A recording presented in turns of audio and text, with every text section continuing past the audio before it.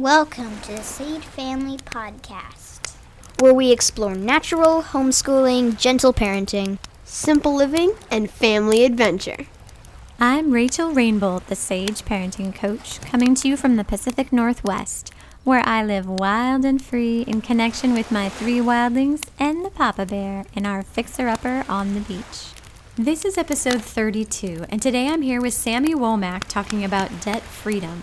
Sami is a homeschooling mama and the voice behind A Sunny Side Up Life podcast. A shift into intentional living got her family out of $490,000 of debt, and Sami now helps other women to downsize, budget, and change habits to experience the life-altering magic of intentional living for themselves. So join us around the campfire and let's get living the family life of our dreams.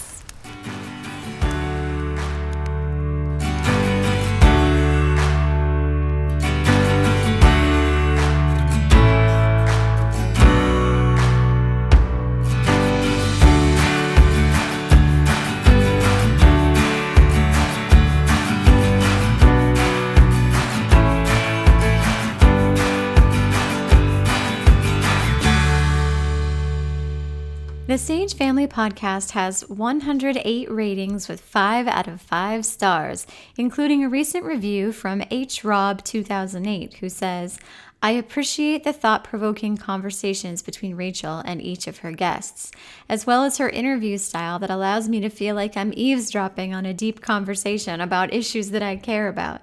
I also appreciate how the direction of Sage Parenting has helped me find a deeper happiness and contentment in my life as a mama. I learned something new with each episode."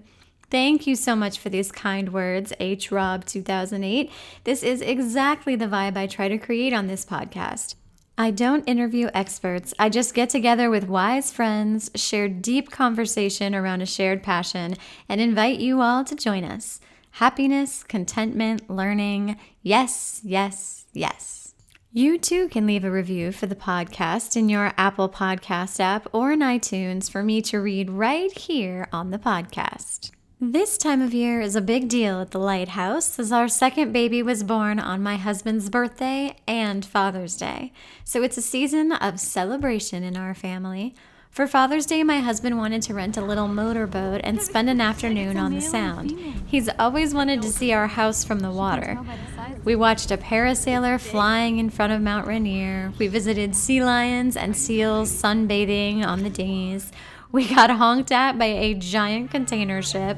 We got close to a family of wild deer walking along the water's edge of a nearby island. And we even got to meet a pod of minke whales. It was marvelous. If you want to see photos and videos of this adventure, then head on over to Sage Parenting on Instagram and follow along. Today, Sami Womack is joining me to share a conversation on debt freedom.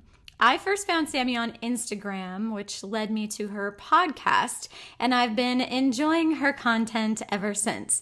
This is a conversation I have been wanting to have for a long while now, and I am so excited that a fellow homeschooling mama is here to have this conversation with me. So tell us your story, Sami. Who are you, and what is your relationship with this debt freedom topic? Yes. Well, first of all, thank you for having me. I was like you said, really excited to talk to a fellow homeschooling mom. It's really nice to kind of have someone who understands the ups and downs. Yes. Yes. So, I'm Sami Womack, and I run A Sunny Side Up Life, and I blog, and I have a podcast, and I am a budgeting coach and all that stuff over there. And I, like you said, am a homeschooling mom of 3 girls. My oldest is 8, my middle daughter is 5, and my youngest is 3. And we've homeschooled their whole lives. And I was also homeschooled myself. So second generation. Know that. Yeah. I was kind of off and on homeschooled, but I did finish my last 3.5 years of high school homeschooled. So I feel like I can consider myself a finished homeschooler. I finished homeschool. Yes. And so I have been married to my husband, Daniel, for, 10.5 years, I guess. It's coming up at getting close to 11 already. Oh my goodness. And yeah, so about 4 years ago, nearly 5 years ago, we started on our intentional living journey that looked like minimalism, first of all, for us. Woot, woot. Yes, and we were living in a 3,200 square foot house at the time. So we had a lot to work with. We had $490,000 worth of debt. And so obviously we had a lot of room for improvement. And we kind of started with minimalism, and a few months in, I was like, hey, like I'm kind of getting my life back. What else can I fix? And there was our debt like staring us right in the face. And that really is where everything started to change for us. And we just started to just buckle down on like every single aspect of our life. And that turned into downsizing our house and improving our marriage and deciding to for sure homeschool. And now we are 100% debt free, and Woohoo! like here we are. Yeah. On the other side. Yes. I was trying to do some quick math while you were talking about how long you'd been married, and I have been married for 15 years. I should have known that. Like that number should have come to my brain quickly, but it did not. Yeah, I had been 20 for almost 2 months when we got married. Nice. Our engagement was actually happened at the night we had the date for my birthday, my 19th birthday. So I got engaged on my 19th birthday, more or less. And we've been together since high school. So, we are really living the dream that we had in high school. And I think we dreamt for so many years of having a family and doing this, for real. And we when we started that intentional living journey, we kind of had this moment where we looked around and we were like, what are we doing? This is not what we dreamt of. Like we didn't dream of clutter and stress and debt and everything else that comes with it. This is not what our dream was. And we really just kind of stepped back and reassess some things. And that sounds like so cut and dry, like, oh, we just stepped back and we're like, hey, we just need to change. But it was like 4 years. Yeah, a little heavier than that, I'm sure.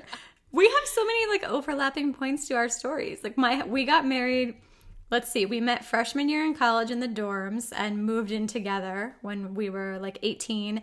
And then we got married when we were 21 because my husband said he wanted to be able to drink at his own wedding. Yeah, I said that too. And then I got in a hurry. And it didn't happen. But yeah, I was an old married woman all through college, and my husband went to the library with me. I didn't really have a crazy college experience, but it was great. And obviously I wouldn't change it for anything, but yeah. Okay, so which totally segues beautifully into the student debt portion of this conversation, but I'm going to use all of my self-control and not jump right into there. So First, let's start off talking about debt in general. Minimalism or simple living is a value here on this podcast, and debt felt like the opposite of that for me. It was heavy and limiting and stressful and disempowering and inefficient because you're paying so much more than the initial value. When you have debt, your money isn't your own, and in turn, your time is not your own, and your life choices are not your own. Debt is normal in our society, but sage parents are radical, and I want to encourage you all to extend that mindful, radical bravery onto your finances. So, Sami, share your debt-free journey with us a little more in depth and explain why you advocate for debt freedom. So for us, it really started with kind of a rock bottom moment, which I think is pretty normal. Like you kind of just have that crying on the floor moment and you're like, something has to change. Well, for us, that moment was I was literally a couple of days away from having our middle daughter. So she's 5 now. So you can kind of do the math. And my husband works offshore and he is home for 3 weeks, gone for 3 weeks. So we're trying to, plan for a child's birth, which is always fun. And with a husband who was, at the time, he was in New York and we're in Texas. And so literally on the other side of the country. Oh, man. And, so we're trying to plan for all this. We're trying to wait for the last minute for him to buy a flight because, what if I went into labor early? We didn't want to buy, So we're trying to orchestrate all of this, and it's time for us to buy that flight. I think I was like 3 or 4 days away from having her, and we had no money. So we were kind of like, how in the world is he going to get home? And, what's really funny is how you say like debt is so normalized in our society. She was a planned baby. We already had a nearly 3-year-old. And we thought until the week of her birth that we should maybe have money for him to fly home. And it was so normal that we didn't really realize that it was that out of control. And we had one credit card that had a couple $100 left available on it. The flight was like $800 and we had like $200 or $300 available, but it let us go over because it was like just one transaction. We were like, whatever, we'll pay that over fee. We don't care. He needs to get home. And we did it. And I have this moment of me literally sitting on the kitchen floor, 9 months pregnant, just bawling my eyes out. Like, what is this? What am I doing? He made it home, and we basically lived in that survival mode till she was like 10 months old. Because, you've got a 3-year-old, you've got a newborn, she had issues with like, she wasn't gaining weight. I was having trouble nursing her, like, everything that happens, plus having a 3-year-old. And it was just like survival mode for almost a year, like that fog. Mm-hmm. And I finally just one night I was like, I don't even know what made me flip the switch. It was just one night I stayed up late. The kids were asleep and I was like, nope, this is changing. And I just started like, I'm going to actually look this debt in the face. I'm going to actually add it up. I had no idea how much it was, like no earthly idea. Oh, wow. If you would have said, like multiple choice, which one of these is your debt amount? I would not have known. That is crazy to me. And that I was allowed to like be raising 2 children. That's crazy. So we total up our debt, and we had a really big debt number. And our years of debt freedom was like really quick. So a lot of people are like, how did that happen? Is that legit? So we actually had 2 houses that were in that debt and a piece of raw land. And then the normal, like medical bills, credit cards, that. We had our old house that we decided to keep as a rental property, which is not a great idea if you have literally no savings account. It's a terrible idea, not an investment. We had a piece of raw land that I was going to start a business on, got pregnant the second time and was like, no, I think I want to be a stay-at-home mom. And we still had this land that I owed like $60,000 on. Oof. Yeah. So we're like, we're going to keep our big house. We're going to just, sell the little house, sell the land, and just barrel through the rest of the debt and keep this house. And we got closer and closer to having just the house. And, obviously that was a couple of years of selling things and paying off things. And through that, we were simultaneously doing minimalism, like minimizing our house. And I was like, I don't want to be in this house. My house was echoing because I had decluttered so much that I was literally just keeping furniture pieces just to hold space. Yeah. And I was like, this is ridiculous. This is, which it was a big heart move, to finally do that. So back to your original question. Why do I advocate debt freedom? Basically for that, for freedom, for spaciousness, for, it affects literally every single part of your life, your marriage, your relationship with your children, how you sleep at night, everything. And, the life that we have now would not be possible, if we hadn't have started going towards debt freedom. And yes, we are renting now. We're in 750 square feet. Awesome. We're renting, which is, way, way cheaper than you could have paid for our big house. Mm-hmm. And the freedom is just amazing. Yeah, Like, I love that, like, debt freedom. There's like that word freedom. freedom is right in the name. Yes. I mean, like I said leading into this, like it really is that, like, when you have debt, your money is not your own. And so then your time is not your own, because money is really time, like you're exchanging your time for money. And when your time is not your own, like your life choices are not your own. Like you can't choose to live where you want to live and work where you want to work and make lifestyle choices that you want to make if you are shackled in the debt of someone else.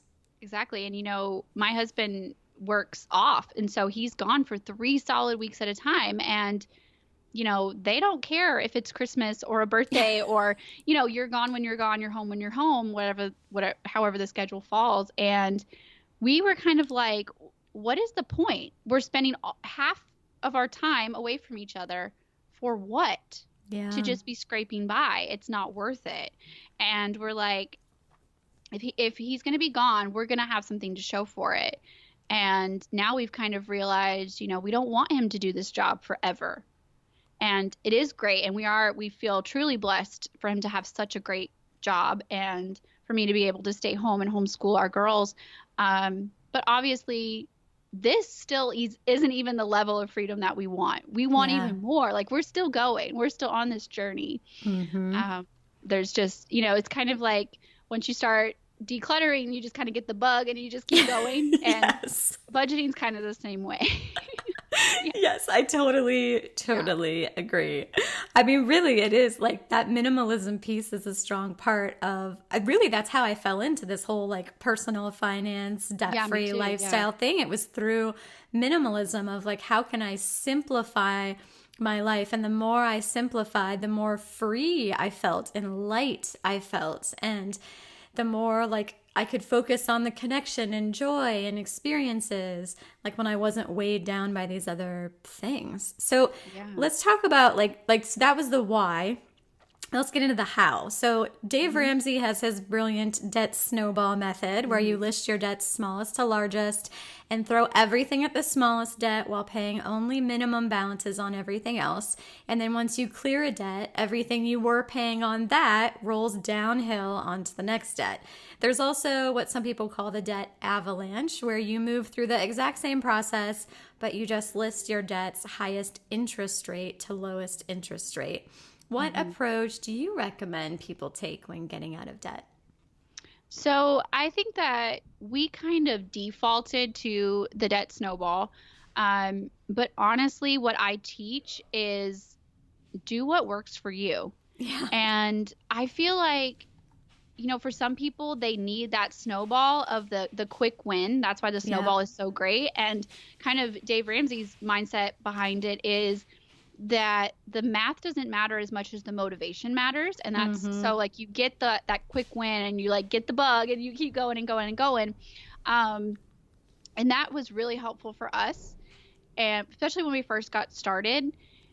And I think some people really need that quick win. But then there are other people who I feel like the avalanche works for them because they're more numbers oriented. They're more like, but that math doesn't make sense, and that's how they're wired. Yeah.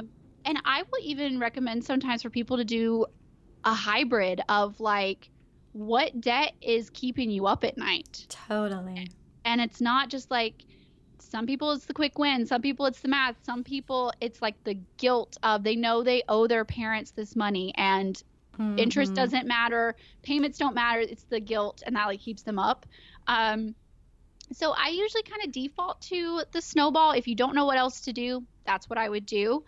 But I feel like, if you want to move around the order, like no one else is in your budget worksheets. Like there's not a budget police. Yes. No one's going to come get you. Do whatever is going to help you get out of debt. Whatever makes sense for you and gets you excited. That's what I would do. Yeah, that's a great point. So we'll add a third one. There's like the debt snowball, which is like smallest to largest in size. The avalanche, like interest rate, highest to lowest. And then we need one for like pain point or like pain it level. needs like a name. It doesn't really have a name, but which one's the most painful? Like list the most painful to least painful. What is going to bring you the most freedom? Yes. And I would go with that. Definitely. Yes, I completely agree.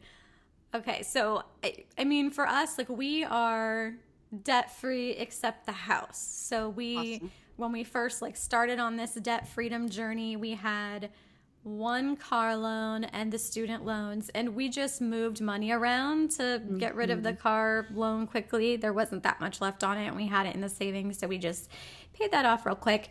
But then we had like this giant beast of a student loan. So we paid off $106,106 in student loans between my husband and myself. We both have graduate degrees.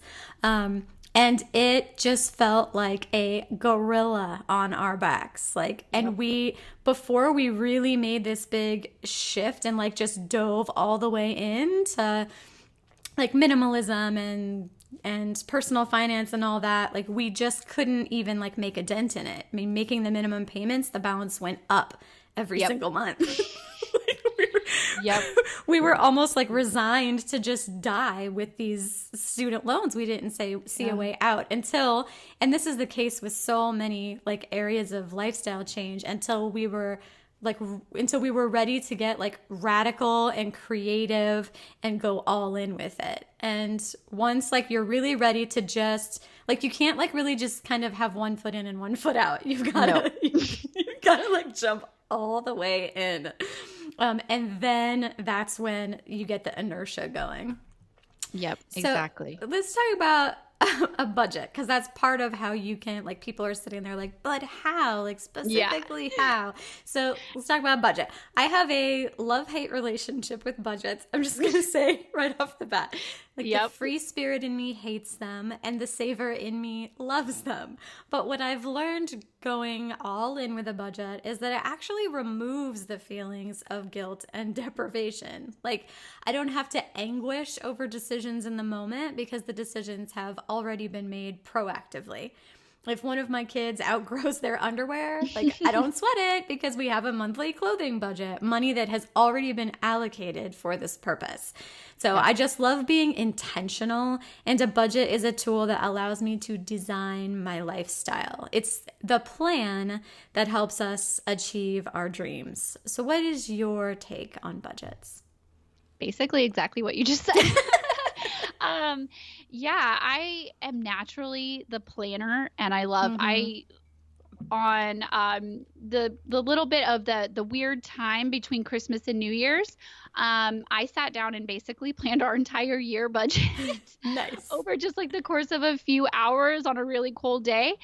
And I love doing that. My husband is definitely the free spirit, and he's like, this is going to, suffocate us. And he was just like resistant at first. And now he's like as big of an advocate for budgets as I am. But it's basically what you just said. Like, it is giving yourself permission to spend. And like I said before, no one else is in your budget worksheets. You and your partner, like, that's it.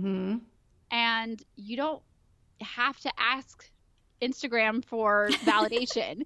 And you don't have to ask your friends or coworkers if that is too much or not enough in a line item. It doesn't matter. It's personal finance. It's your budget. And as long as you and your partner are both okay, who cares if you spend $500 a month going out to restaurants? Like, if you are hitting your goals at the rate that you want to hit them, that's all that matters. Yeah, and I mean, we're all about intention, like both you and I are. And so, like, if you are approaching that decision with intention, then you're winning. Like, you're going in the direction you want to go. If you are a connoisseur of restaurants and that is like one of your hobbies, or, you like to travel, more power to you, as long as you're being intentional. Like, as long as it's not hurting you in present and future. Yeah. Do it. If you can make the numbers work in your budget, then there you go. Exactly. And like, if you are hitting your debt-free date by the time you feel like, if you're good with that, or you're hitting your savings goals and you're good with that, do what you want with your spending money. Just be intentional with it. And we definitely go through phases where we will spend more on fun activities, or other times where we're like, hey, we're going to just really buckle down for the next couple of months and just kind of stay home. And, we really want to hit this next goal. And so it's not like a one time, this is what you're stuck in. And I think that's what a lot of people think. You're allowed to go through phases where you're like, hey, this month I just kind of want to do whatever. And I want to allocate twice as much for restaurants as I did last month. That's totally fine. Just make sure that you are being intentional, that you and your partner are on the same page, that it's lining up with your timeline, and then, enjoy your life. Like, the whole point is to give you freedom. Yeah.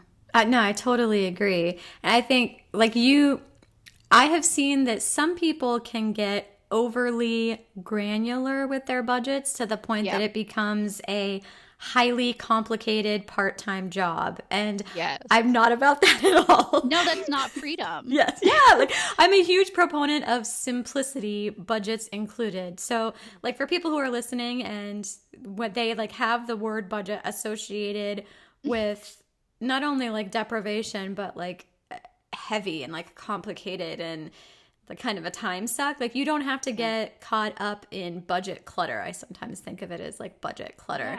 Yeah. I think too, like when you are at the beginning of a big behavioral change, or like when you're at the beginning of changing your habits, whether that comes to, like in my coaching, one of the things we always work on are the daily routines. And I'm like allergic to schedules. I actually hate schedules. Like, they make me twitchy. I hate them. But like, when I'm trying to make a change, at first I have to set up a pretty structured rhythm so that I can get super intentional with my time. Like, I want to hold the space for yoga in the morning if that's something important to me. Okay, well, I need to like hold the time for that, hold the space for it with time. And the tool that helps me to do that is like a schedule or a routine or a flow with a little bit more structure than I normally like. But then, so I use that structure. I allocate my time with intention. I get like into that new rhythm, and then I can kind of relax about it. Like, then it's like, okay, so I've shifted my habits and now I'm in this new rhythm, and now I just kind of have a feel for like where I'm supposed to go next in the routine. I know I've been doing this, a little too long. I know that I don't work very well when I'm doing this for too long. It's time to switch to that. Like, and I feel the same way with money, like as I do with time, like where if I'm trying to change my habits around it, or if I'm not in a place where I want to be, a budget is a tool where I can be super intentional in holding the space for every dollar, give every dollar a job, make it work for me. And then once we're kind of in the flow of it, then we have a good sense of it. So I know so let me kind of start at the beginning. So first we looked at all the money we spent in a month and categorize the totals. For example, we spent like X on gas and Y on classes. Then we started writing out our budget by allocating money to our top priorities first. For example, X for our mortgage. Though, like you said, by the time you finish this picture, everything is up for grabs. Like, you can totally go back up and reevaluate and say, hey, I don't want to spend this much on a mortgage. But then we moved on down the list, allocating funds in order of priority. And the conversation with my husband around curating where we wanted our money to go and what we wanted it to do for us was powerful. Yes. I mean, like you mentioned, like it just really gets you on the same page. Like, I don't drink coffee and my husband drinks coffee. So when he buys coffee out, like he gets the stink eye from me for sure. But when it's in the budget, it's like, okay, so he's got this money that's like the numbers work and it's allocated and this is how much he has. So then like, I don't give him the stink eye anymore. And I don't feel nervous about it when I see those charges on the account because like we have this in the budget. We have it in there. So like it's done. It's a resolved issue. And so then we like put our budget that we designed into the app. Like you need a budget is a good one. Every dollar is a good one. I know like you have worksheets that you recommend. And the app that we use syncs automatically to our bank accounts. And then about like every week we go in the app and just categorize our purchases. For example, like $100 to Seattle bouldering project gets dropped in the classes budget item. And we just make purchases in alignment with our budget. And at the end of the month, the budget app does serve to hold you accountable. But for me, I am way more motivated by setting those financial intentions at the start of the month. So like where I end up at the end of the month is less, like that's less motivating for me than at the very beginning. Just like it's super intentionally setting those intentions. Like that's really the most powerful part for me. Yeah, exactly. Yeah. Okay, let's talk about automation. When you combine a budget with automation, you get beautiful simplicity. Yes. I automate everything that I possibly can. Like through my husband's employer, funds get redirected before they even hit our checking account for things like retirement and savings. Our mortgage gets automatically withdrawn the same day his paycheck lands. All of our bills are deducted on the first of each month too. So again, like top priorities come off the top, then we live off of the smaller amounts that we have allocated for all the remaining day-to-day expenses. Now, we set up our life to live off my husband's income because all of my income went to the student loans. Yeah. Then after we paid those off, it went to the emergency fund, and now it's all going onto the mortgage. So all of the money that I come in just goes onto the house. Living on one income also helps us avoid that lifestyle creep, which is when you inflate your expenses right along with your income. So that's like another like money wellness tip, like set your lifestyle to be off of like a lower amount than what's actually coming in. But automation can be a powerful tool on the debt-free journey because you can set up money to go into different buckets like debt payments right off the top before you even see the money. So how do you use automation to simplify your financial life? Yeah, so a lot of the same ways that you mentioned. What we do is my husband's paycheck gets automatically deposited, and it gets automatically deposited into what I call our bills account. And I keep actually a bills account with a debit card attached and a spending account with a debit card attached. And then we also have savings and a sinking fund and all of that. But the way we do it that makes it really, really simple is we keep them separate. So the paycheck will come into the bills account, like you said, with the priorities right off the top. I know exactly because I've, planned ahead before payday. So I know how much of the bills need to be paid with this paycheck. And our pay schedule is so crazy, as you can imagine, with him working 3 weeks and then he doesn't work for 3 weeks. So complicated. Yes. And I let that hold me back for so long. I used it as an excuse, as a lot of us will do. You'll hear people say, well, we're self-employed. Like, we never know. Well, that's an excuse. Your budget is just going to look different than someone else's who gets paid once a month on a salary. It's just going to look different, and that's okay. Just don't be afraid to get in there, get your hands dirty, and just start, start somewhere. And next month you can tweak some things and so on and so on. So it took me a really long time to figure out his pay schedule because we'll get a paycheck. 2 weeks later, we'll get a paycheck. And then 4 weeks later, we'll get a paycheck. Oh, geez. So I was like, what do I do with this? And I ended up zooming out, and I essentially do a budget for that 2-week paycheck. I do another worksheet for the 4-week paycheck, and so on and so on. So I will pay what is due in that little chunk of time. And almost everything is set up on automatic payments. There's a couple of things like our rent, we pay, by check to our landlord. But pretty much everything else, I think, is automatic. Yeah, I think so. And it's just really simple. It comes out. I leave just enough in my bills account. Plus, I do leave a $10 buffer. Some people freak out when I say $10. They're like, that's not very much. But, whatever makes you comfortable with the buffer. any more than $10, I kind of felt was like, it was kind of silly to just leave it sitting there. But some people, that makes them twitch a little and they need like $50 or $100, whatever. I just don't want to see my account at zero. Yeah. No one wants that. So I leave $10. It makes the math super simple. So exactly what bills are due plus $10, that's all that stays in the bills account. Whatever is my spending allowance for the next however many weeks, I will transfer real quick into my spending account. That's it. Once that money's gone, it's gone until the next pay period. And then anything left over, you do what you want. You apply it towards debt. You send it to a savings account. You go on a trip with it. Like, that's where it's like whatever you want.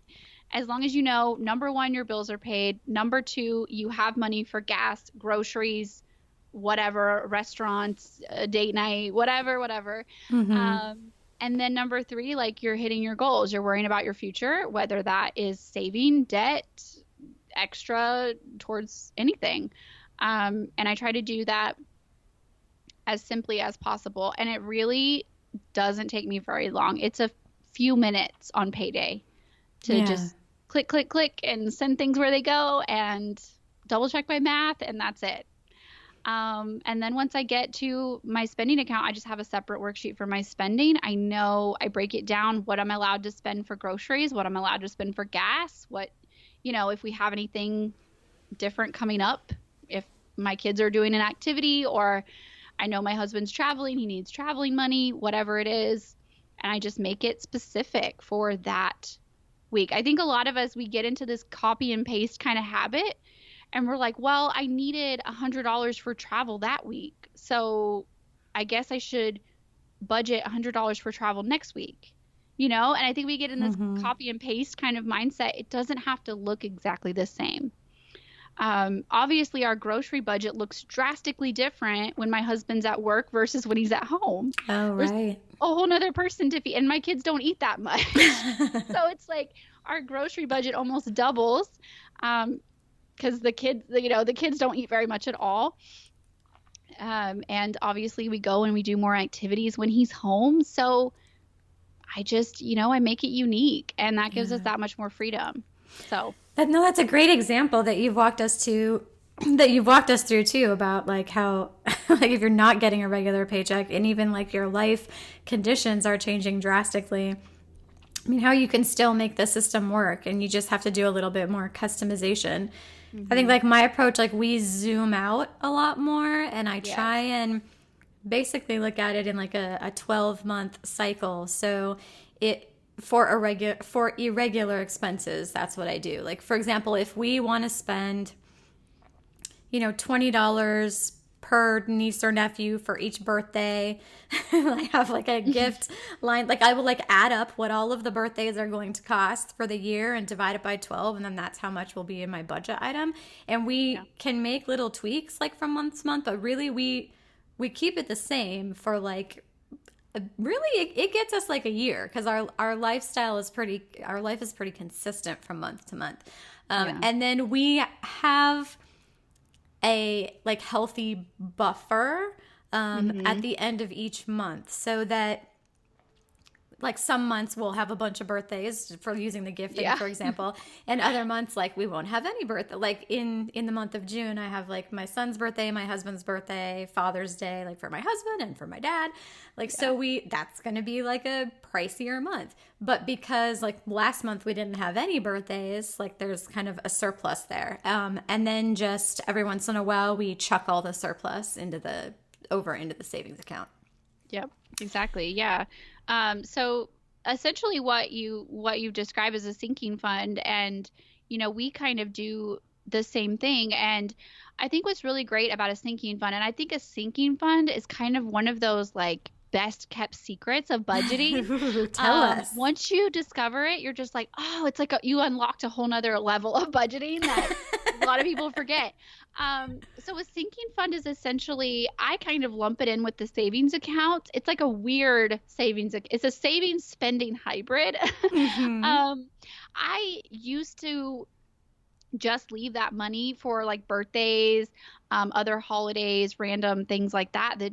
Those are the things that throw a wrench in people's budget and mess them up. Like they're doing so good, and then all of a sudden they need an oil change, and they're like, but wait, I didn't budget for an oil change, or but wait, I didn't budget for a birthday. And that just kind of throws them off, and then they get frustrated. You know, that happens 5 or 6 times. You get frustrated and you quit. That happens for a lot of people. So with a sinking fund, I actually have my sinking fund as a checking account. I say air quotes checking account because I don't really write checks with it, but I have a debit card for it. And I do have checks if I ever need them, which is very, very rare anymore. But I have it, and I can just transfer the money back and forth. So you can either, you know, like you said, divide it by 12, and every single month you put this much in your sinking fund to go towards birthdays, Christmas, new tires, whatever. Or you could just we kind of are at the point now where we can cash flow most irregular expenses. Like if it's a birthday, you know, it's $20, and we have gotten to the point we have enough leeway in our budget. Yeah. But I will still basically treat it like a sinking fund. I will still transfer that money. Like say we need new tires and it's a good chunk of money. I will still transfer it into our air quotes sinking fund, just kind of our miscellaneous account. And it's really, really great to have that. And it you know, with online banking, it keeps this handy little record for you. So then you can go back and you can say, yeah, that's how much my oil changes usually cost. I can see it on here. Or this is how much I spent on tires, you know, 2 years ago when I bought tires, and you forget. And so I kind of do that with a sinking fund. So it's kind of a spending savings hybrid. You save up for those irregular things, and then you have permission to spend the money when the event comes up, and it's amazing. So you have like a bills checking account, your spending checking account, and then your sinking funds checking account, and then your savings account, which is like your emergency fund. Yes, and we actually have 2 savings accounts now. We have a local bank savings account where it's attached to all of them, so we can transfer instantly. And we keep a small portion of our emergency fund in that. Basically, like if the car was to break down and I need, you know, like $2,000 tomorrow, I can transfer it very quickly. And then we keep the bulk of our savings account actually in an Ally account because they have such a good return. Yeah, they do. But it does take like 2 or 3 business days to transfer back and forth. So you don't really want to be stranded on the side of the road and your emergency fund be 2 or 3 business days away from you. But you kind of also don't want to pass up on that really great interest rate. So yeah, we have all of our accounts at Ally. We have a 1 checking account, 1 savings account, and then 3 accounts for the kids, which we'll talk about in a little bit. Yeah. So do you guys have debit cards attached to your Ally accounts, or is that? Yeah, separate? we have like the checking account at Ally, and that for that one, my husband and I each have a debit card for. And then we have the savings account, which has that great 2.20% APY at the time of recording. Oh, and then I also have a business checking account. Yes, I do too. Yes. Yeah. And yeah, I haven't gotten brave enough to do the Ally because I'm like, a lot of people have asked me, is Ally legit? Someone literally asked me that today. And I was like, yeah, they're legit. And they're like, well, their return is so high. Like, is that okay? Like, I'm not risking my money. I'm like, no, they just don't have the physical branches. So I feel like they save so much on overhead, they can give you the money back. It's kind of how I explained it in my head. And we've been with them for a long time, and we're making a ton of money. I've had a lot of people recommend it to me. Like I vetted it pretty hardcore before we moved our funds there because we were at like a smaller local credit union. Yeah. And I mean, everyone I've talked to has had a good. This is not sponsored by Ally, by the way.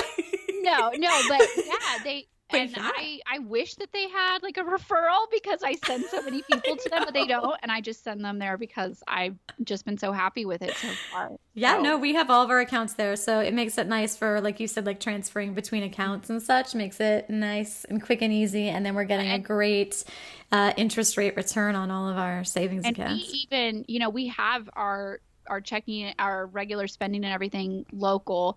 And we can still transfer the funds to Ally. You do it all, all digitally, and it's so simple. So it's been really, really great.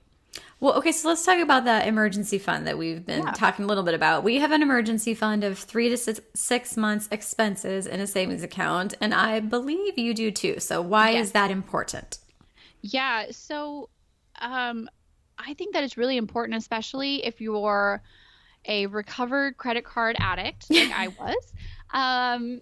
You really, like, for example, when I was going into labor with our second daughter, and it was air quotes an emergency because obviously it wasn't. I knew because you knew she was coming. Babies typically take roughly 9 months.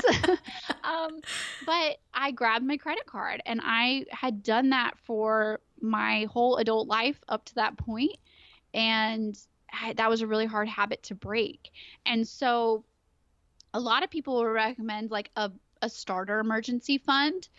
And like Dave Ramsey, for example, will say $1,000 for a starter emergency fund. And essentially you do that before you start really tackling your debt. Yeah. I'm kind of more like, 1,000 is great. Some people will, again, like get twitchy. It's only $1,000. So I'm like, if 3,000 is going to make you rest easier, if that makes you feel better for your starter emergency fund, do that. I mean, it's, there's no budgeting police that are going to come get you. Yeah. Just the point is to not have like so much. You don't need like 20,000 in an emergency fund when you're sitting here with $100,000 of debt. Yes. That's kind of a lot. So you do that little baby emergency fund, and basically that is to kind of wean you off of using credit cards or any, like a payday loan or anything else, a family loan.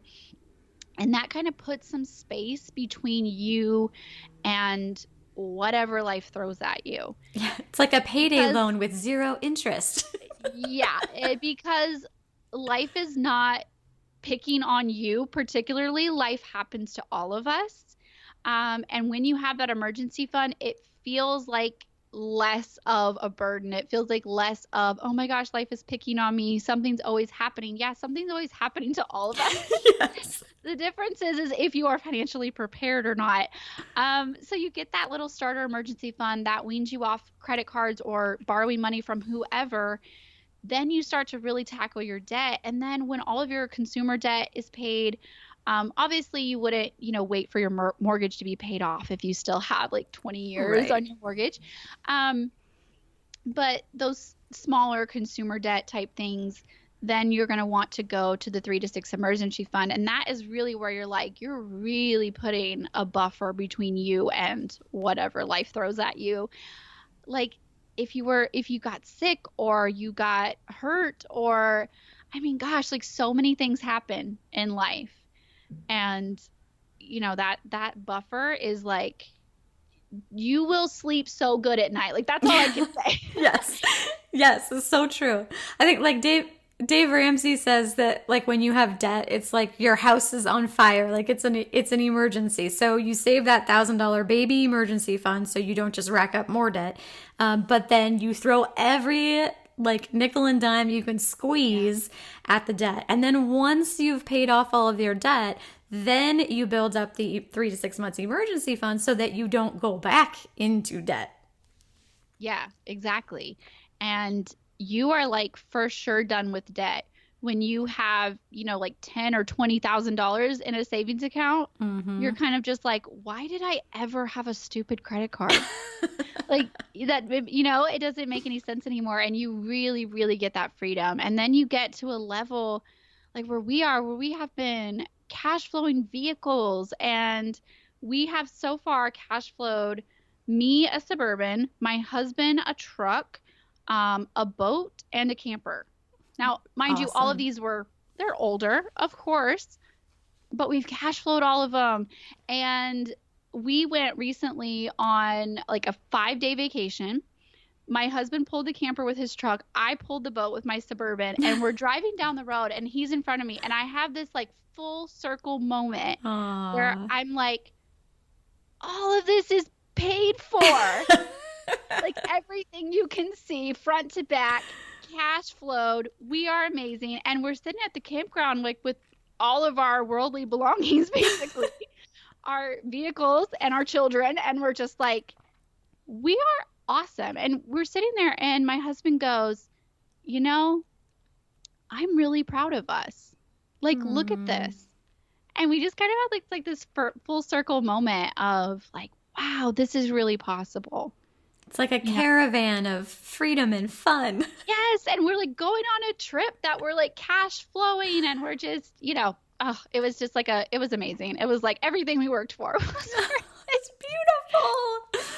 I mean, if you don't have an emergency fund, you'll go into debt because, like you said, you will have emergencies. I like to think of it as the security blanket of personal finance. Exactly. And life will happen. Yes. Like, a child will break a bone. You will get laid off, or, gosh, like things happen. It makes life's unexpected yet inevitable hiccups an inconvenience instead of a crisis. It creates a peace of mind that really lowers the general stress and anxiety level of everyday life. For example, the brakes on my car needed to be replaced, and it was totally fine. Like there was zero stress, like because we have that emergency fund. We just did that a few weeks ago for my husband.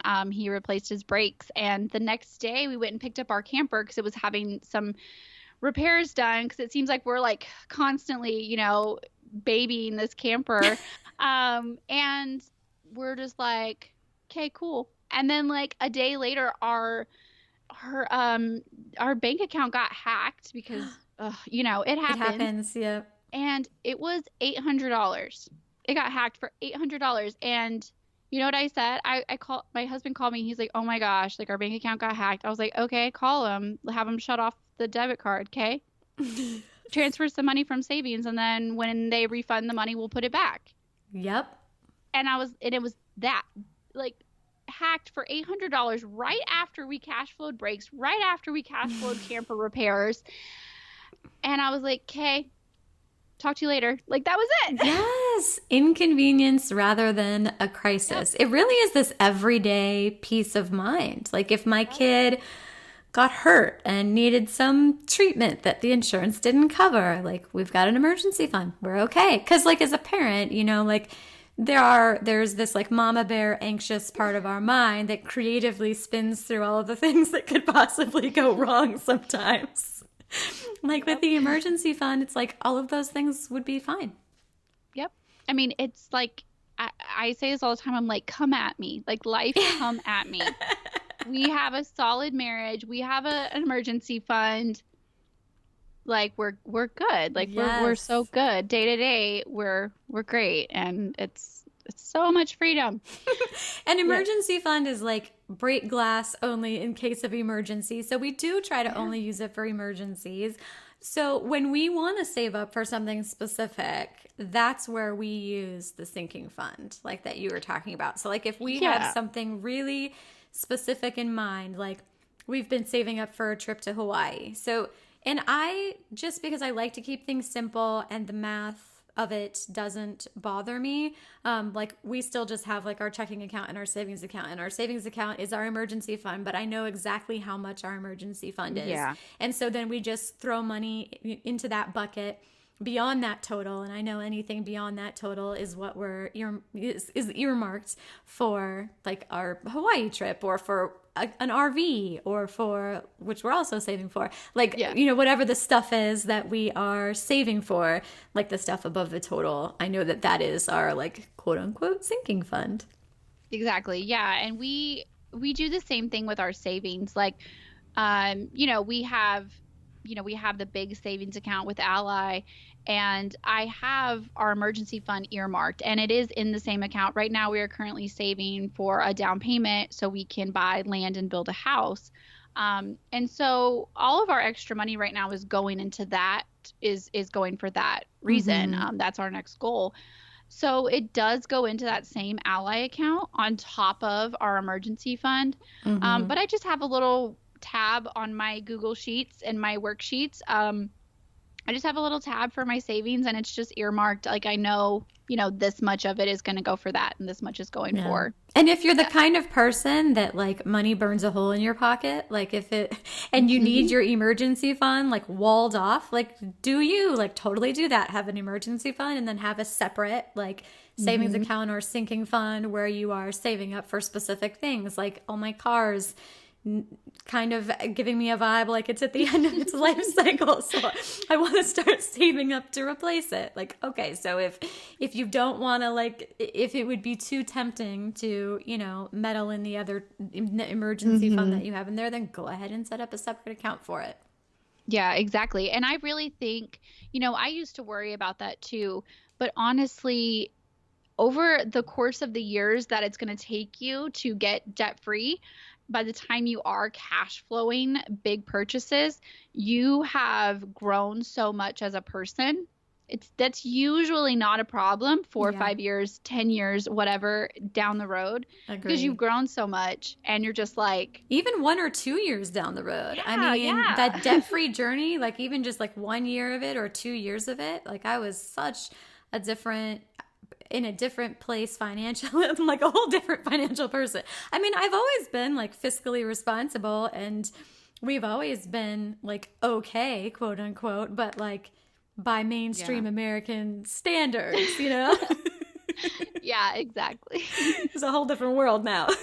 Yeah, but you will definitely grow over the process. And, now we have our big emergency fund, plus we're like 50%, a little over 50% towards our goal for 2019 is to save 40,000. And we're a little over halfway through that. And we have all that money set aside. And honestly, I don't have any urge to go and just blow it because I know how hard we worked for it. And once you taste that like security and that freedom, like you're just not willing to give it up for like a pair of shoes or no. It changes everything. Yes. Okay. So let's talk about retirement. Yeah. 15% of our income is automatically deposited into our retirement accounts. How have you chosen to set up your retirement accounts and why? So as of right now, and we did, when we became debt free, like we had the conversation of like, okay, how do we want to switch gears? And we decided that right now we want our main focus to be saving for that house and that land. And we have, obviously this whole big like 10-year plan of where we want to be, and we want to have our house, and then how much money we need before my husband can retire, and on and on and on. And we have done the math, and we have decided that right now our biggest goal is to really save up that money and not rent anymore. So obviously after a certain point, the tipping scale of like it's not a good financial decision after a certain point. But all we are doing right now is we are doing the up to the employer match on my husband's 401k. And that is really, I think it's like 3 or 4%. And so they're matching that. And we have it automatic out of his check. And he's actually in a union, so it actually is required that we do how much we're doing. So we've done the minimum right now, and we're still making a lot of progress, as you can imagine, at just that little percent with them matching. Yeah. And we're like, okay, we're really good with that. And we've done the math, we've done the timeline of where that will put us to hit our goal. And like I said, as long as you're cool with your timeline, go for it. And yeah, we definitely will be, once we build our house and once we're like settled in that, we definitely will beef it up. And our goal is more like 15%, maybe even more, to kind of make up for the time. But I always kind of tell people, do the math, does it line up with your timeline, and then go from there. Yes, our plan is so we're doing the 15% because we really want to get in on that sweet, sweet compound interest. Yes. And we need time to really generate that up. And I'm having Paula Pant is coming on the podcast to talk all about financial independence and the FIRE movement. And so our immediate goal is to pay off the house. And we are making great progress on that. And as soon as the house is paid off, then we plan to significantly up the percentage that we are contributing to retirement to continue to pull back my husband's retirement date earlier and earlier. And he's very excited about that. Yes, we are with our house. We're trying to keep our budget for our building and our land and everything to something that we can pay off in for sure less than 15 years. But honestly, we're really trying to aim for more like 5 or 10 years, which seems really crazy. But we have lived small for 2 years now, and we're really good with it. Yeah. So we're planning on, obviously, we want more than 750 square feet because that's really small for 5 people. But we really want to keep our house modest. We want something that will fit in that timeline of like, we want to pay it off in a few years. Yeah. And we want him to be able to retire as soon as possible. So we will definitely be beefing up the retirement. We'll be like hurrying through our mortgage. We definitely don't want him to be like 60 or 70 years old when he retires. For sure. Yeah. And honestly, we slacked on our retirement for the first 15 years of adulthood while we were having babies and living paycheck to paycheck, only contributing up to the company match. But as the ancient Chinese proverb says, the best time to plant a tree was 20 years ago. The second best time is now. And so we plant. But I am very much... like one of the influences on my financial mindset is like 4-hour work week of like, I'm not willing to sacrifice my like this present season of life for a potential future that really may never come. So it's definitely a balance of like, say I could go work full time and put all 3 of my kids in school and daycare, and we could pay off the house in half the time. But like that choice would not align with my values.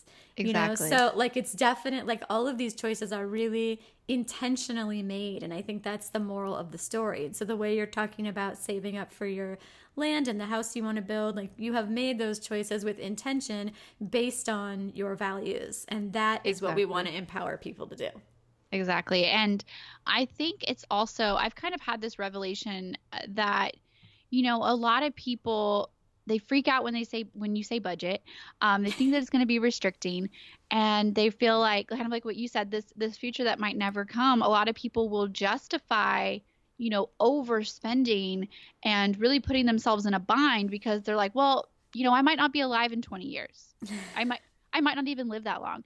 And I get you. Like that makes sense. But it is a balance. And also I have really realized that saving is not just for the future. It is actually very much so for the present. Because like I said, with that 3 to 6 month emergency fund, you sleep really good. Yes. You drive down the road and your car makes a funny noise. You're like, that might be a little bit of an inconvenience. Yeah. Not my whole life is going to fall apart if my car breaks down. It makes everything so much lighter. Absolutely. And so that savings account is very much so for the present as well as it is for the future. And I think a lot of the people who are very much like, have to live for the moment and you never know and, all that. This is absolutely for those people. Yes. The savings account brings you peace presently. Yes. Also. Yes. And the whole debt freedom lifestyle brings you more freedom and peace in the present. I'm not even talking about in the future, just in the, like right now, if something really irked my husband at his job, he could just quit his job. Exactly. Yeah. No and problem. My husband, he struggles with, he has to spend so much time away from us. And he's currently in Puerto Rico. And it's really not that much farther than New York was, but it feels like it's so much farther because it's culturally so much different. And he's kind of, had to struggle with that adjustment. And every once in a while, he's just like, I'm just going to quit, or whatever. And obviously he's not serious, but I'm like, okay. Yes. No, because I can't, because we have this goal, Well, and the thing is that it's not an I can't, it's that an I choose to stay. Exactly. And that is a whole different, that is living your life from a whole different place than. It's not a I have to or will starve. It's more of a I choose I want to because I want to build this dream house. Exactly. It puts everything in a different perspective. It's a very different way of walking. Freedom. Yes. That's freedom right there. All right, let's talk about the controversial college fund. Oh my goodness. Yes. Da, da, da. There are a lot of mixed opinions on this, and I recently posted on Instagram about it and got a whole lot of comments and direct messages. So I'm going to try and kind of get through what we have set up here, and then I'm going to ask you how you guys approach it. So yes. So we have $25,000. See, I'm just throwing down real life numbers here, people. We have $25,000 in 3 separate savings accounts at Ally with that 2.20% APY. And I'm just going to sort of address the questions that I know are bubbling up in people's mind as succinctly and preemptively as I can here. So where did we get the number? I researched all of the programs and education, college hacks and all that stuff to figure out just the most efficient path through college that was available to our family and set aside the total cost of getting a bachelor's degree on that path. So the path that I have sort of figured out for my kids is that we have a dual enrollment program in Washington called Running Start. And I actually really want to have someone come on this podcast and just to talk all about this, the whole college issue. But I'll try to get through this part quickly so we can focus on the financial aspect of it. But through this Running Start program, a child can attend a community college from the ages of 16 to 18 and graduate with both a high school diploma and an associate's degree. And all those credits fully transfer to the in-state universities, and it's completely free. The 2 years of in-state tuition at both major universities in our area would total $25,000. So that's where we got that number from. A lot of financial experts recommend using an education savings account because it's a nice tax-deferred bucket, but the funds can only be applied to a college, and I prefer the freedom to spend that money however we deem best because they may not want to follow that plan, and that's okay. It's not a prescription. It's just an option. We're simply saying, here's a path for you to get a college degree without the 6-figure debt that crippled our launch into adulthood. And like with so much on our natural homeschooling and gentle parenting path, I offer and then let go of my attachment to their choice. And that's really why we call it a launching fund and not a college fund, because it more accurately reflects my intentions for its use, just to help my children launch, whether that's through college or a down payment on a house or self-study via world travel. I mean, we really are open to their creative interpretations within our soft structure that it just be a thoughtful financial investment. And then the last question that I got asked a lot was, how'd we save the $75,000? And throughout this whole episode, we've talked a lot about how you can allocate money toward the priorities and things that you're working on. But this one was actually a gift from my mama that came with her recent passing. So, I mean, if I could return the money and get her back, I would a million times over. But since I can't, I'm really just trying to receive it as a final gesture of love for her grandbabies, which I know is how she would want it to be received. And I'm just sharing that with full disclosure, because I think on Instagram, people saw that we paid off the student loans and then we hit our savings goal. And then kind of right after that, we had the kids' launching funds all set up. And so I just wanted to hey, full transparency, we did not save $75,000 in a week. But that doesn't mean that you have to lose a loved one in order to set up your kids' launching funds. You can achieve that goal the same way you can achieve all of these goals that we've been talking about here. So What approach are you going to take, Sammy, regarding college funds for your kids? So I loved that conversation, and I have been really, because we have so many similarities in our lifestyles and our parenting styles, and I have been really struggling with a term, and I was like, you posted that, and it was like launching fund. I was like, yes, that's what I mean. That's what I mean. And I needed a term to it brought me so much comfort. I was like, that's what I want to call it. So we kind of have, we have a lot of the same value systems, it seems like, with our parenting choices and everything. And we too have went back and forth with that. I went to college. I have a bachelor's degree. My husband did no college. He went straight into his career, and all of his merchant marine certifications and stuff that he has. And obviously he's the main breadwinner for the family, and he doesn't have a college education, and I do, and I'm homeschooling, not being a breadwinner. And so we're kind of like, we're at this kind of crossroads where we're like, we want them. Yeah, we would like to encourage college, of course. But obviously college isn't the only way to make money. And we are living proof of that. Yes. To be very financially successful without college. And I think like our generation is really learning that with this student loan crisis. Yes. A college degree does not guarantee financial success like a lot of us were raised to believe it would. Oh my God. Yes. So things are shifting, and I think that's really great. And I would love for them to go to college, but again, it's their future. So we're taking kind of a similar approach, and I'm so glad that you labeled it for me, 'cause that's going to bring me comfort. Again, kind of like what I said with retirement, we haven't started contributing to it, and it is like a burden because my oldest is 8, and I'm doing the math, and I'm like, oh goodness, it's creeping up on us. But I know that in the next probably year or two, we will be able to like really, really buckle down on that. And again, I've done the math and I've planned it, and I know, that it will happen. Yeah.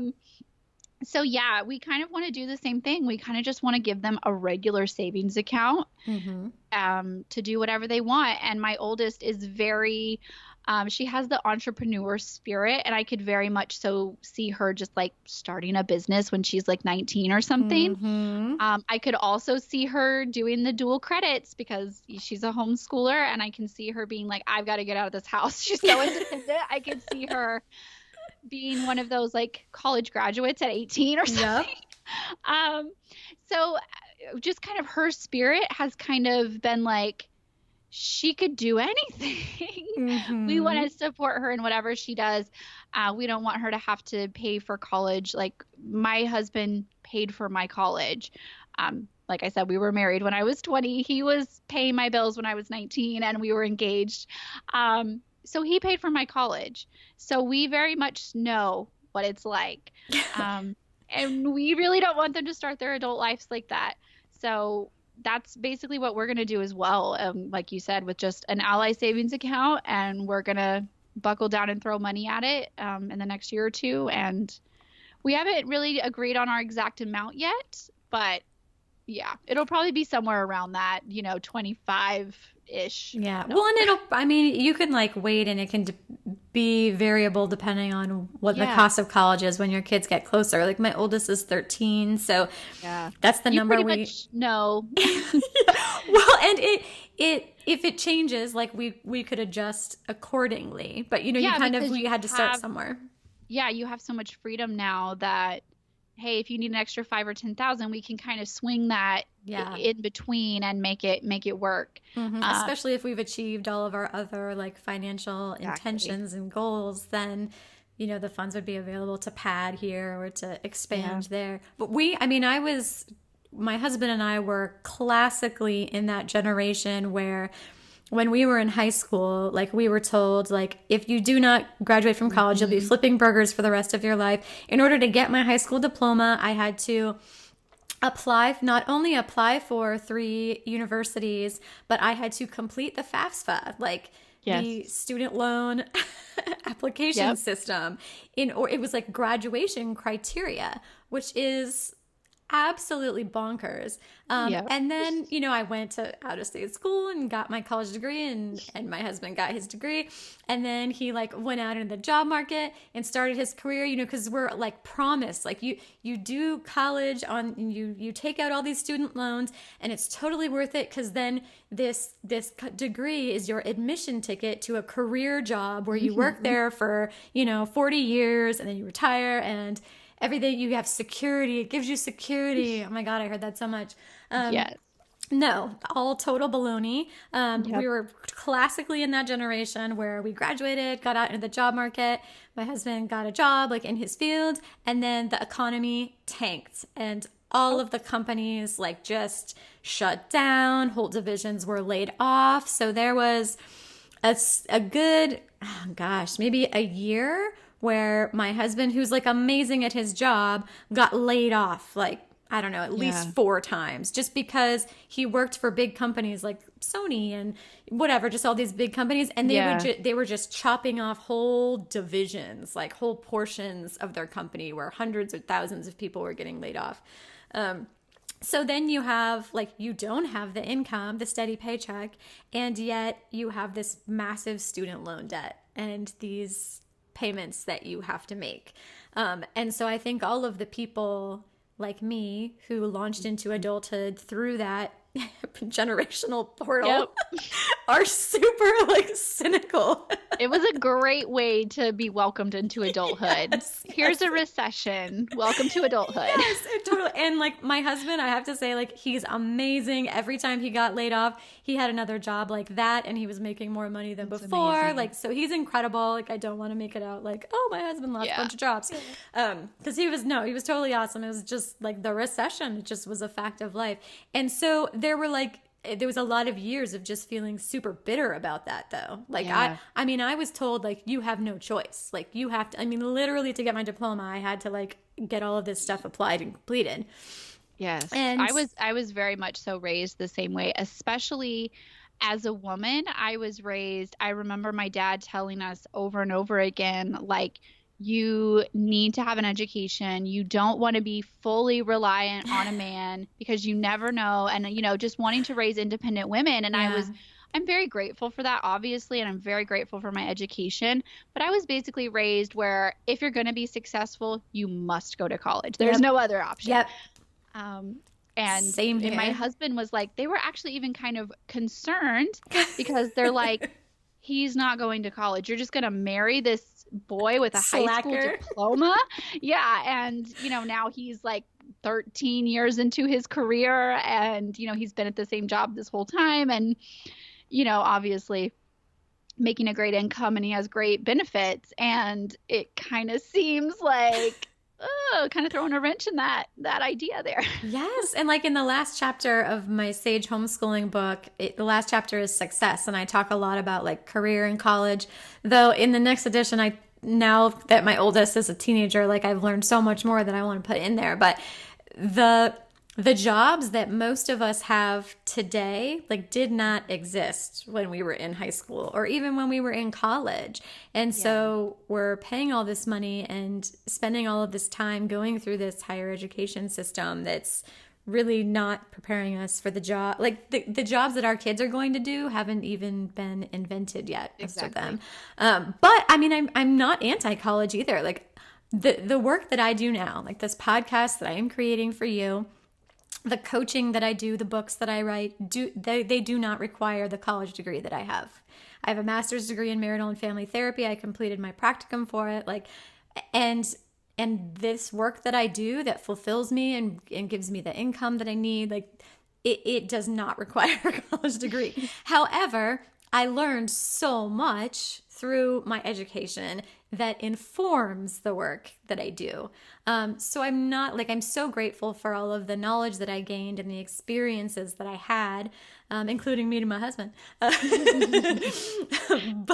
But I just need to explicitly recognize that it is not the only path to successful adulthood. Yeah, especially when it comes with a 5 or 6 figure debt price tag attached to it, like, is not always the best, the best. And I think our generation is really doing a lot of the grunt work of not only did we pay for our own education, we are trying to be proactive and help our kids more, statistically more than our generation was helped. And so we're going to go ahead and pay for 2 generations to go to college. Sure. Oh gosh, yes. We'll fix the economy on our, that's a whole other topic, but it's like, sure, we don't mind. We'll do the grunt work. We'll do that. But it needs to be done. And I feel like one of the generations is going to have to do it. One of us is going to have to do the grunt work and get ahead of the curve. And we're picking up the mantle. A lot of us are doing that. Yes. I like where it's stacked, like in the priority list though. And like you talked about, you're trying to get your housing situation, then you're going to work on the retirement. And well, first you paid off the debts, then you built up your emergency fund. Now you're working on the house, then you're going to work on your retirement, and you're going to work on these launching funds for the kids. Because, it is like if I had to choose between an emergency fund or a launching fund, exactly. Obviously it makes more sense to have the emergency fund. So just to, as we're talking about this launching fund thing, like keep it in the context of like setting an order for your financial goals or your financial intentions, and to try and be at peace with where you are on that journey, and know that as long as you have that intention set, like just work your plan and you'll get there. Yeah, exactly. And I can't go back in time and start saving for my 8-year-old the moment she was born, but I do have a plan that by the time she's about 10, I can really start buckling down. And at least I know that, hey, it's better to save for the last 8 years or so than nothing. And it'll work out. Like, it's going to be great. Yes, it will definitely work out. Okay, let's talk about the mortgage, because our next goal is to pay off our mortgage. Like I mentioned, when we sat down to make a plan to get out from under our student debt, we envisioned how light and free that feeling would be. And I have to say, it feels even better than we had imagined. Yes. So we've sat down and made a plan to get out from under our house debt as well. And we're very excited about it. And to be clear, our house has been a tremendously rewarding investment for us as a fixer-upper that we filled with sweat equity, and we love living here. Just owning it free and clear would feel amazing, and it would also drastically reduce our cost of living, which opens up more life choices than we have available to us now. Like, again, there's that whole like freedom piece of just opening up more life choices.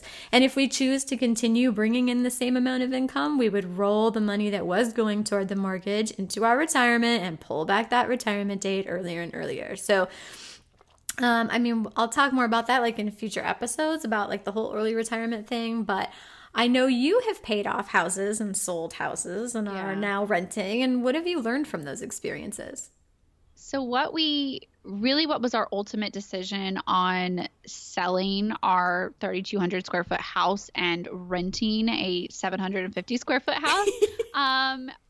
Basically, ultimately the price tag, obviously, well below half. I don't know the exact percentage, but well below half is what we're spending now versus what we were spending then for a house.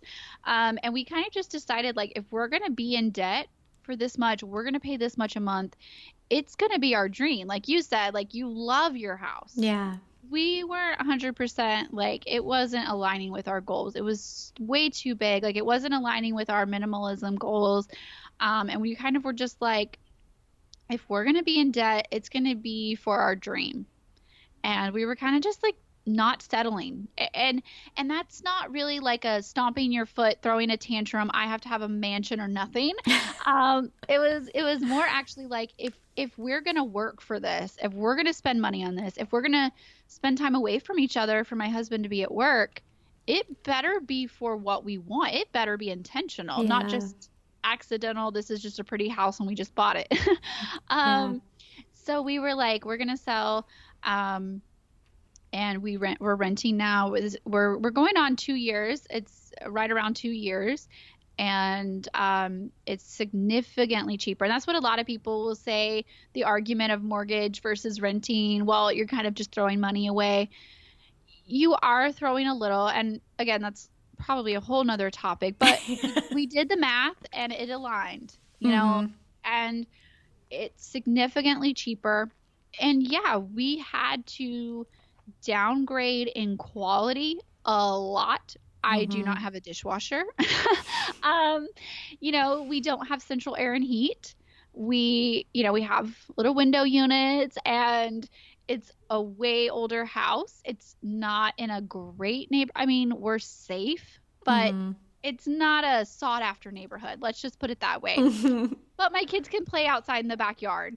It's so, but I think like you've got to, for one, kind of get over yourself a little bit. I think a lot of us we want it to look pretty on Instagram. And of course we do. But is that worth retiring 20 years later? Not really. So we kind of just did a reality check, and we were like, hey, we're going to rent for a little while. We are going to really, for one, humble ourselves. We're going to get super content on like what we actually need. And shockingly, I have survived 2 years of not having a dishwasher, and I'm still surviving. I'm good. I would love to have one, but Yeah. it's such a humbling experience and so much of a contentment. Like, we're good, and the money is kind of Working for you. Yeah. And so that's kind of where we are. And we're like, if we're going to be in debt again, which we will take out a loan to build, but we're going to do it right from the get-go. Like, we're going to put a hefty down payment down. We're going to make sure that the monthly payments don't hurt us. We're going to make sure that it's paid off in X number of years, whatever aligns. And we're going to really do it because we want to, not because we feel trapped, Yeah, absolutely. I really want to inspire people out there to get radical and creative in aligning their money with their values. And your house is likely your biggest expense. And there is a lot of room to get radical and creative when it comes to your housing, because housing is one of those things where a lot of people just sort of fall into doing what they think they're supposed to do or what they think someone at their place in life deserves. But this is one place where you can really make a lot of headway on your financial goals, is with your housing. We lived in San Diego, which is super expensive. That's where I was born and raised. My husband is from Hawaii. So both very expensive places to live. Yes. So when we had our financial awakening, we moved from Southern California to the Pacific Northwest. We got our geo arbitrage on and moved someplace that was way more affordable. So really be willing to get bold here, people, to widen the gap between the money that's coming in and the money that's going out. Also, it can be just short term. Yeah.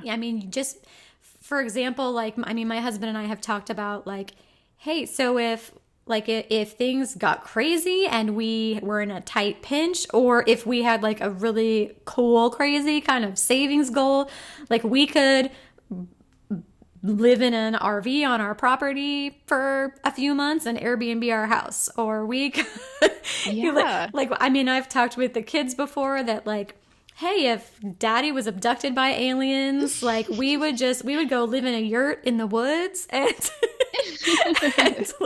while we saved up enough, to get more someplace we wanted to be long term. So you can have some short term discomfort if you have a really clear plan and an end date that can give you a nice burst toward achieving some of your financial goals.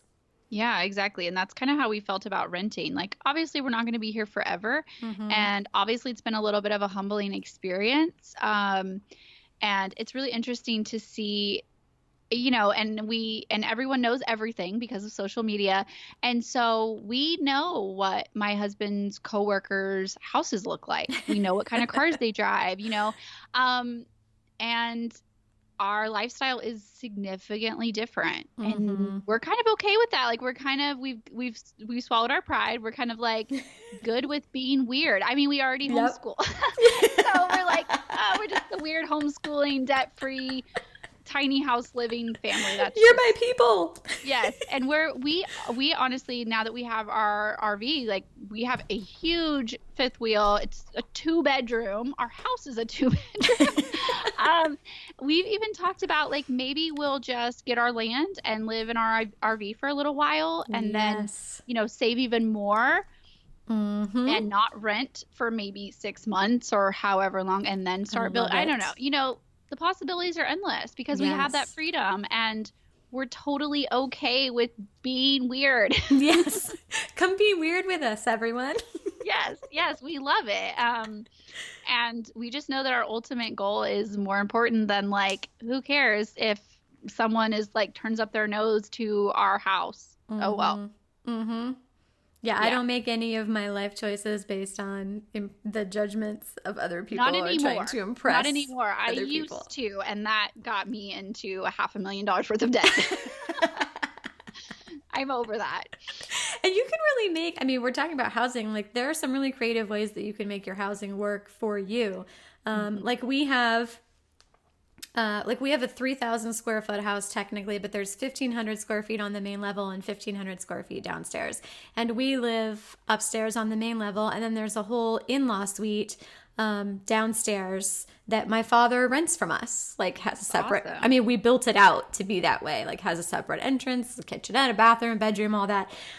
So like really try and look at your house with some creativity, and you can also think about how you can make your house work for you. I mentioned like building a yurt on your property and like Airbnb that out as like a cool experience, or you can even rent out like rooms. You can rent out your house for like while you travel. You can rent out your main house. There are so many creative options. Like I think house hacking, like as a term, technically refers to buying something like a duplex and renting out the other side. But you can even get like more creative with it and just try and you can make it more of an asset than a liability if you really are willing to get radical and be willing to accept some short-term discomfort. It can help you get a nice boost getting where you want to be. Exactly. I agree. 100%. Okay, let's talk about kids because we are both homeschooling mamas. So I wanted to end talking about how we hope to impart this financial literacy to our children. How do you teach your kids about money? So with pretty much everything that we do with parenting, the ultimate way is through example and through just living out loud with them.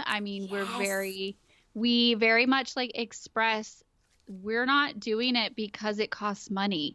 And I think it really is a hard balance between we don't want to teach them scarcity. So it is like you have to there are times where I kind of take a deep breath. And I'm like, okay, how do I word this to be like, it's not scarcity of we're broke. We can't afford to. Obviously, we have the money.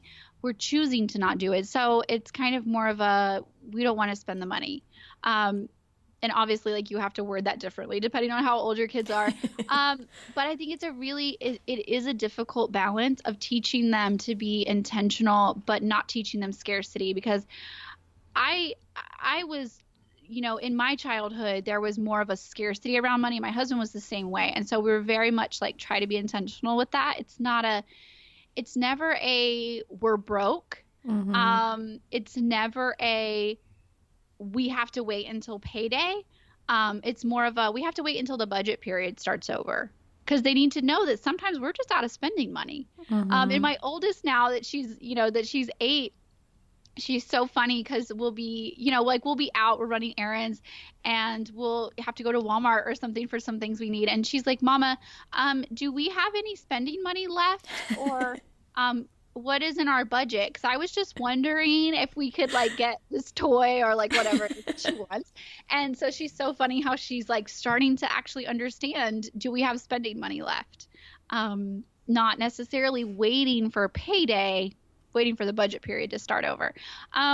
so we try to be vocal with that. We try to be vocal with, we don't waste our food, like, because that costs money. And, daddy works really hard, and that's why daddy's at work. And by wasting food, we're essentially wasting money and wasting daddy being at work.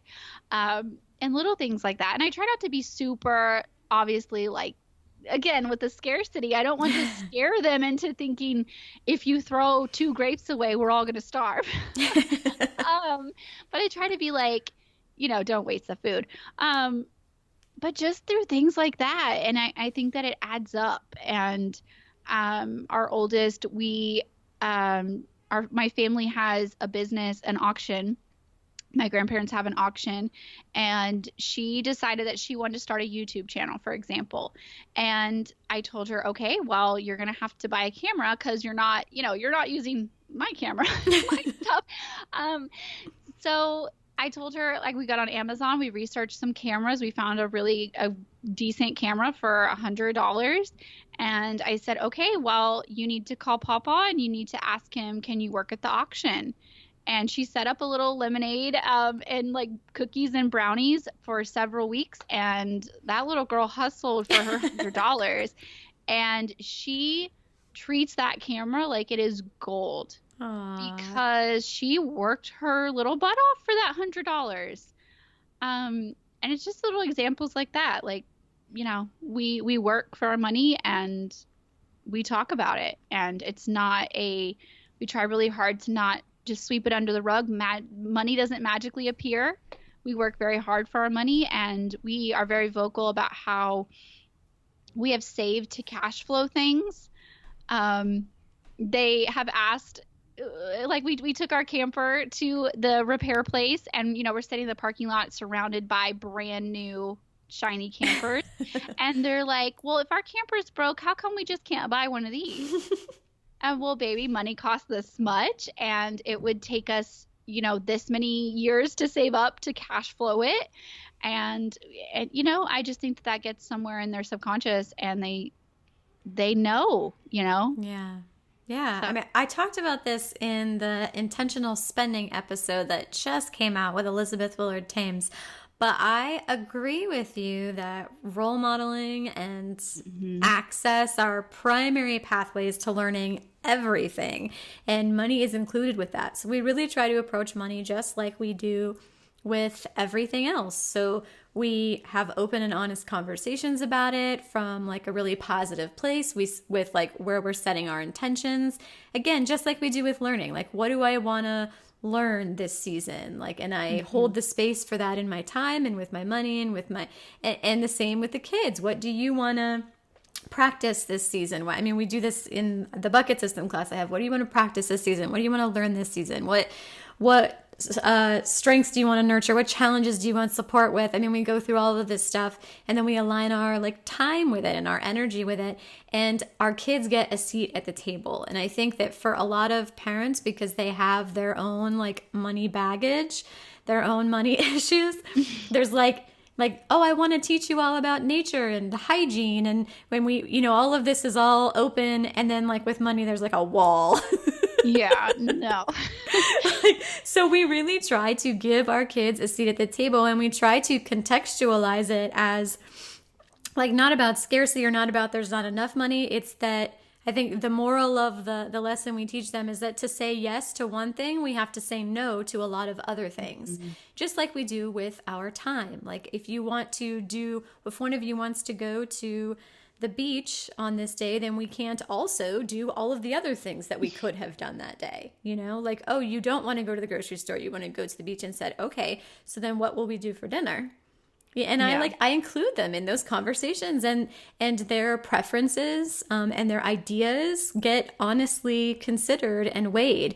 And it's the same thing with money when we talk about like we're saving up for an RV or we're saving up for this Hawaii trip. Like they honestly get a seat at that table. So if there's something that they want and that's really important to them, we have a conversation about it. Like, okay, so that would push back our date for this. Or if we say yes to you doing, I don't know, to you taking rock climbing lessons. That means that we wouldn't have the extra money to go to the water park that you wanted to go to on this day. Like, do you want to do that more? And just honestly inviting them into that conversation and giving their preferences and their opinions weight. And that really teaches them, it's just that like role modeling and that access. And then I engage in that same process in a way that they can see and hear. Like if there's something that I want, I'll sort of think through that process out loud. Like, oh, I really want to do this, but I really wanted to do that. And I've really been looking forward to that for a while. Do I want to do this more than I want to do that? What do you think? Like, have you heard me talk about that? How long have I been talking about that? I don't want to do that. Seems like it's pretty important to me, right? It's a conversation that they get invited into. We don't give the kids allowance. I think like that's another one of those like controversial hot topics. Controversial. Yes, I was wondering what you guys did. We don't either. Yeah, we don't give them allowance just because that doesn't really make a whole lot of sense to me. I know a lot of people like tie them with chores and such. Like I don't believe in creating token economies in your household. It becomes this whole external. I mean, I have an episode with Alfie Cohn, I think, of this podcast where we go into that a lot, but it makes motivation extrinsic and it removes the interpersonal relationship, like empathy stuff. And, we do things because we care about each other and because we want to live in a house that is a certain way. And so we don't do allowances. And yet my kids somehow always have all of the money that they need or want for things. Like they get money like for their birthdays and they save it up. And if there is something specific they're saving for, I mean, they try and come up with creative like entrepreneurial ideas to earn money. But also if there's really like, they'll come to us with ideas and say like, hey, I know like we just leveled all that overgrowth and there's all the like, there's still all this, we chipper shredded the bulk of it, but there's still a whole lot of like sticks and pine cones and all the remnants still. And I know we don't want the blackberry bushes to take root and regrow again. So I was wondering if I could rake them all up and like pile them up and put them in the yard waste trash can each week, like fill it up. And then, the next week after it goes, I'll fill it up. And then when it's all done, you could pay me for it. And basically they have learned that if there's something that I would, or my husband and I would pay someone else to do, then we are open to paying them to do it. I like that. Yeah. I like that wording of it. Yeah. That's kind of like the filter we use. Like I wasn't going to do that. I was going to pay someone else to finish that off or whatever. Like if I would be willing to, then I would be willing to pay them to do it.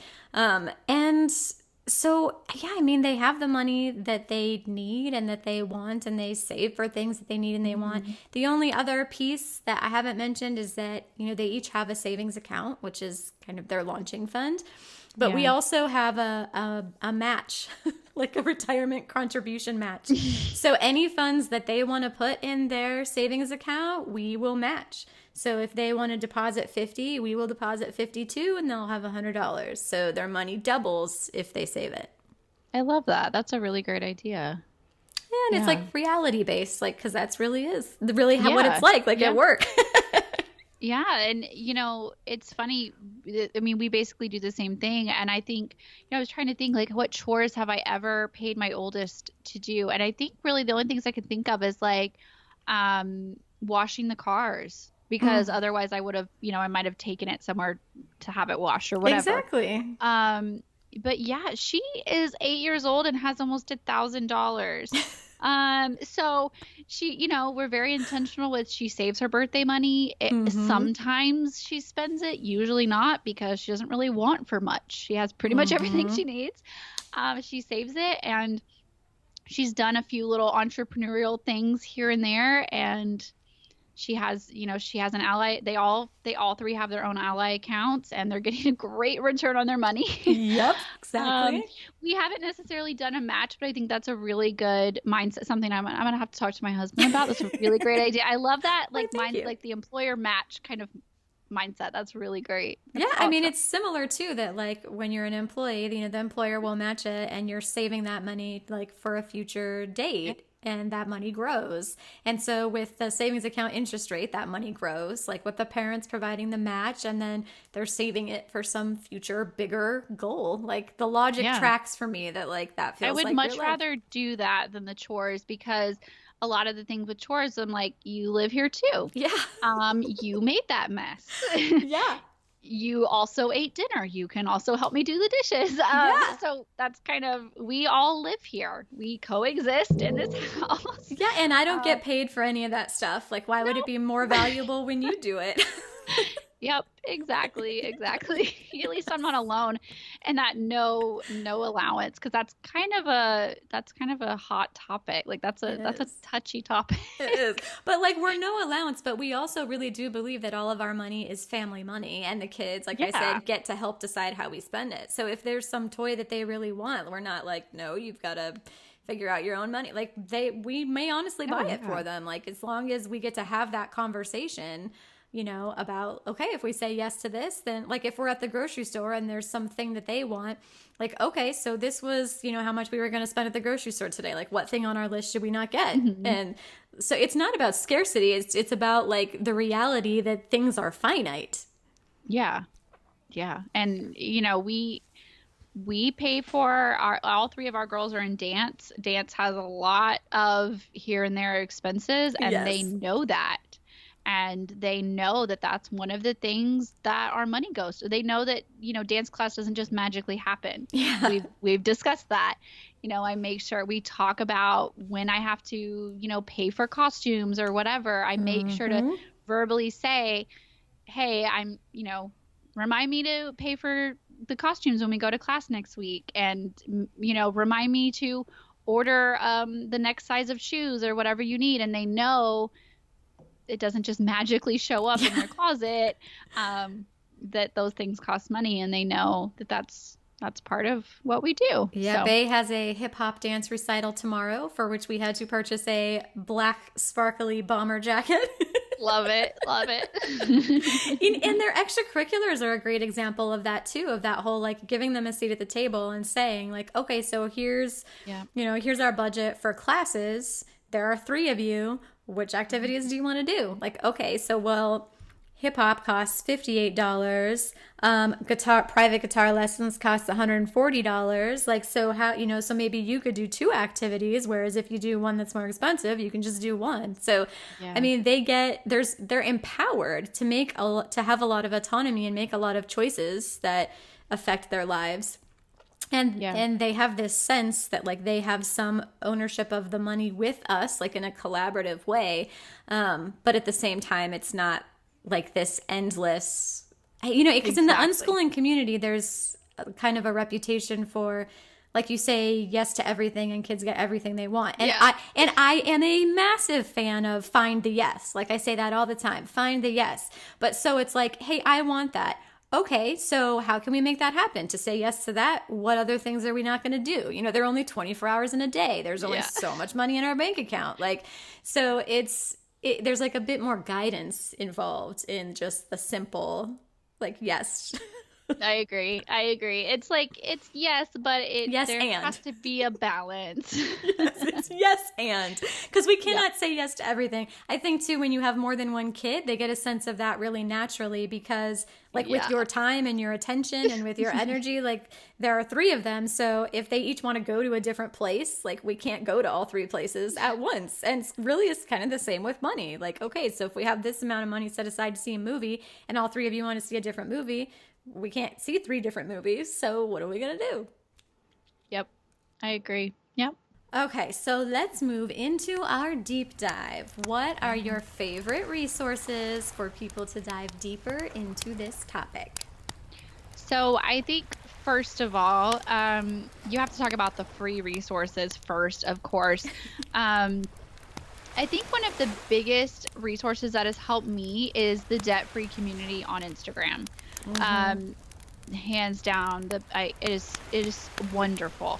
So if you're not familiar, you can go on Instagram and just search by hashtags. And so you just search hashtag debt-free community, and you are going to literally have thousands of people at your fingertips that are also being weird and also doing all these things, and that you can connect with. And, you know, there's going to be people of all different age ranges and all different family setups and everything. So you can definitely find people that you relate to. And I think that the connection it is so important.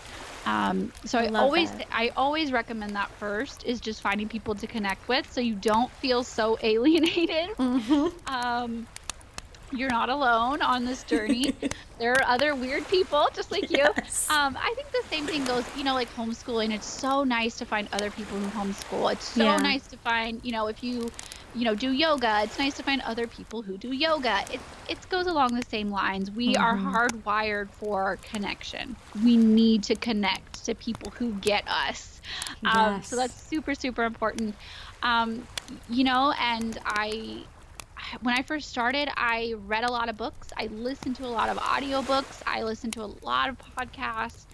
Everything that was going in my ears or in my eyes was positive. I really limited who I spent time with, what I watched on TV, what I listened to, or what, Yeah. it all had to be, I really needed that overwhelm of positivity. So I read so many books and listened to so many podcasts in the beginning to really, really get motivated. But yeah, then there's so many resources on the internet. You can do Pinterest searches all day long for things, YouTube searches. I even have, like we mentioned earlier, I have worksheets, and they're really just Google Sheets that I have set up, and I love Google Sheets because it's free, and you can really customize it. So I mentioned our crazy pay schedule. I could not find an app that I could customize enough to fit our crazy pay schedule. So I just started making worksheets on Google Sheets, and now I sell them for other people who are having a hard time. How do I set up a worksheet? You can get a copy of those, or you can just jump on Google Sheets and start setting your own up from scratch. I think those are really great. And then I also have a full budgeting course, which I am so proud of. I've had hundreds of women go through it. It's called Your Sunny Money Method, and it is 30 lessons plus a ton of bonuses that basically walks you through the how and the why and all those little finite details of what order do I do things in, how exactly do I set up this, how, all of that in the order type of things that are so hard when you first start. And I really just, in that course, I really just hold your hand and walk you through it and give you motivation all throughout. And I'm so proud of it because it has just helped so many families. And I saw a little preview of it on your website, and it looks like you could charge way more for it than you're charging. Oh, thank you. Yeah. A lot of good stuff there, it looks like. Yeah, and I'm constantly adding to it with bonuses. I'm actually in the middle of brainstorming some new ideas and lots of other things. So yeah, I do try to keep it cheap because obviously, money is an issue. So it's kind of, but it is a full experience, and it is a full, it is 30 lessons. You are going to get good and set up with this. Awesome. It's exactly what I wish I would have had when I was having that crying on the kitchen floor moment. And so that's, I've kind of full circled around to helping women where I used to be. And yeah, so. That sounds amazing. Okay, so I have my personal finance book list blog post that I came out with not that long ago, but let me look behind me for what books are on my shelf so I can remember. So, Your Money or Your Life, The Simple Path to Wealth, The 4-Hour Work Week, You Need a Budget, and Total Money Makeover by Dave Ramsey. So I'll link to all of those books. Those books are my favorite. The Sunny Side Up Life podcast, y'all should be listening if you're not already. You got to go listen to Sami on her own podcast where she's super cute and gives great tips and does some fun little interviews. The Dave Ramsey podcast, my husband and I had lots of fun listening to that on road trips, earlier on in our journey. Yeah, I think those have been really like our favorite resource. And like you said, Instagram, like finding the debt-free community on Instagram. It's awesome to have people like cheer you on who get it, who get you and your weirdness. Yes, exactly. And I think also, any kind of positive book, even if it's not directly money, I have found any kind of personal development books or personal development podcasts, it all ties in. So even if you're reading a book or listening to a podcast that isn't directly about money, and it's like a personal development, it's going to help you overall, it will still help you on your budgeting journey. Yeah. I totally agree. Yeah. Sami, thank you so much for coming on and talking to me today about debt freedom. Oh, I feel like this conversation has been like burning in my soul for months. So I am so happy that now it's going to be out there in the world, and you were just the perfect person to come and share this conversation with me. So I cannot thank you enough. Thank you so much for inviting me.